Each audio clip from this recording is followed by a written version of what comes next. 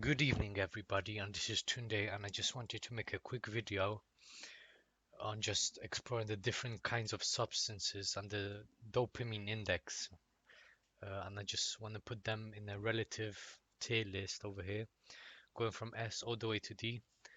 And I have personally not taken most of these except paracetamol, but I can just use science to just extrapolate that into a dopamine index overall. Now, there has been some debate over the past weeks, especially in the Black Mamba realm, debating which one has the highest dopamine index. But I just want to end all the debates right here, right now, and give a clear winner. Okay, so first of all, let's start with paracetamol. Now, paracetamol is just an over the counter painkiller. Most of you have taken it, it's very common. Um, the dopamine index is actually really low. You do not feel any kind of dopamine or serotonin while taking it. So of course it's going to go into the T tier. It works in a contrast to ibuprofen. It works by just serotonin pathways, but it doesn't affect serotonin in a way that affects mood. So it's just a typical painkiller, nothing really special. So it's going to go into the D tier. Next, we have SSRI, which is selective serotonin reuptake inhibitor. Now, they work by inhibiting the reuptake of serotonin in the postsynaptic cleft, which in return leads to more serotonin in the synapse, leading to more serotonin gain into the serotonin receptors. And more serotonin leads to different kinds of effects onto the body, such as numbness is one of them, and the stable mood pattern. So you do not have highs, you do not have lows. Now, in terms of dopamine, this is shit.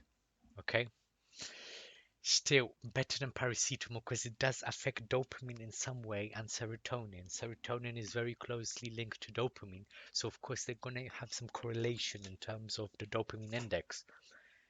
Now, if looking at the tier list, I would put them comfortably into the C tier right there. So we're starting off pretty shit, low tier list. Now, getting into good stuff. Most controversial out of these is fentanyl. Now, fentanyl is an opioid agonist, and I do not know much about opioid agonists, but I do know they hit like a bulldozer. They hit harder than Usman changing his shoes in the locker. Okay, that's a shit analogy, but you get the point. Fentanyl. If you have a Fent reactor, this goes up echelons, but for a normal person, this is very addictive and it is not beginner friendly as you need a prescription. And even if you have a prescription, it's fucking hard to get because there's a lot of junkies. So I'm sorry, but I'm gonna have to hovering between A and B and A. Okay, it gives you dopamine because it's an opioid agonist. Opioids are very addictive. That's why they have high dopamine. Once you take it, you want to take it again and again and again. That's how it works, addiction. So fentanyl A. Okay. Okay. Now, okay, my bad. Sorry. Now we're getting into the big boys. Okay. Benadryl. Boom. Look. S tier. S tier. Oh my god. So Benadryl is a first generation antihistamine that just gives so much dopamine. Oh my god, the dopamine is insane. And it's beginner friendly as you do not need a prescription, it's over the counter. It fucking hits like a bulldozer. Oh my god. Once you take a Benadryl pill, you will never look back. That's what I'm saying. Antihistamines overall are pretty dopamine, but Benadryl specifically hits like a truck. Now, the reason why scientifically is because the histamine receptors have a special link to dopamine.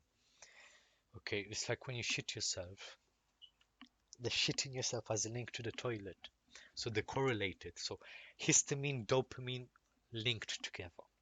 So when you block the histamine, the dopamine rises significantly. That's why when you take Benadryl, you want to sleep and you feel like you're in heaven. You feel like you're in a Pudi Ali heaven. That's how good it feels, alright?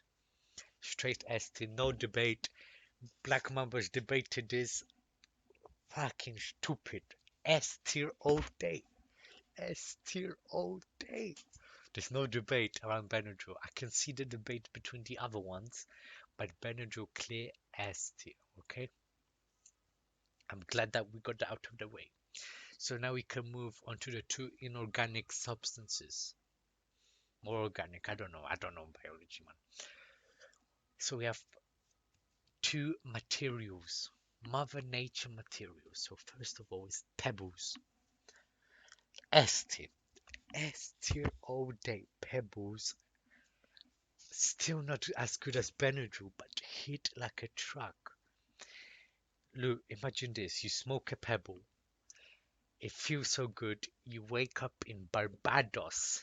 It feels so good. You feel like you're in Barbados, living happily on a hammock, just living your best life. And then you wake up and just realize the shitty life you live. These are an escape for everybody. Now, these are very beginner friendly because they are free. You can find them anywhere, but the ones that hit the most are located in the UK specifically because the UK is a dreaded place full of depression. Once you take the pebble into your system, it feels night and day.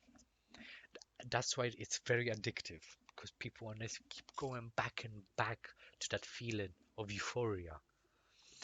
So Pebbles ST not as good as Benadryl, but yeah, better than fentanyl because way more beginner friendly, and fentanyl can actually kill you. I mean, Pebbles can kill you technically as well because the dopamine spike is so ridiculous. It could cause straight up frying of the brain. Oh, actually, that might take it down a bit because it can actually fry your brain and kill you just from the sheer amount of dopamine. Not the case with Benadryl because Benadryl is not happening, man.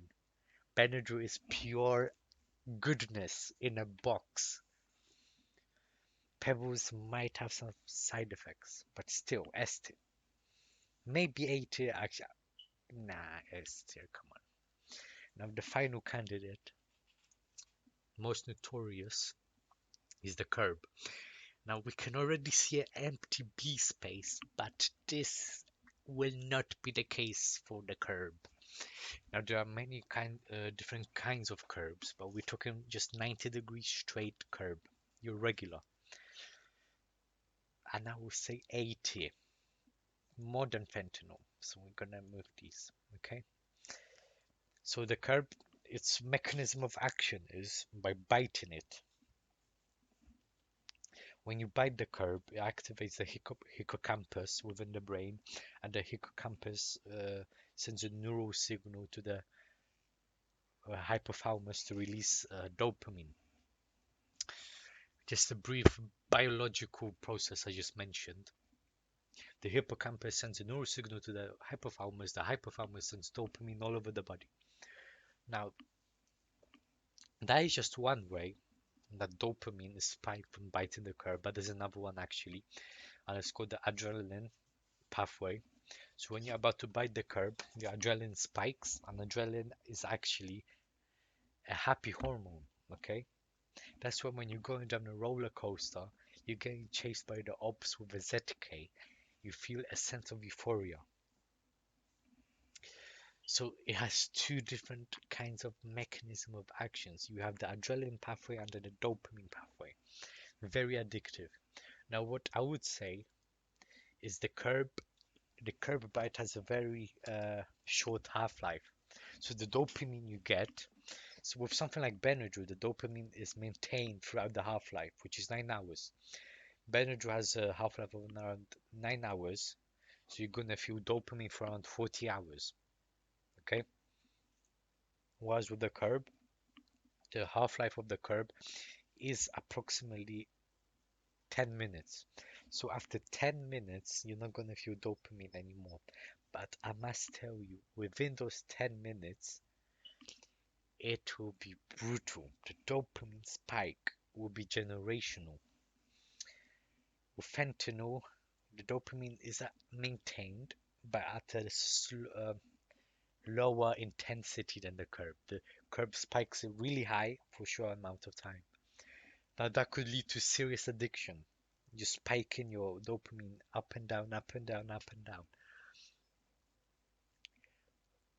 And the curb is beginner friendly as well because you can just find it outside the house.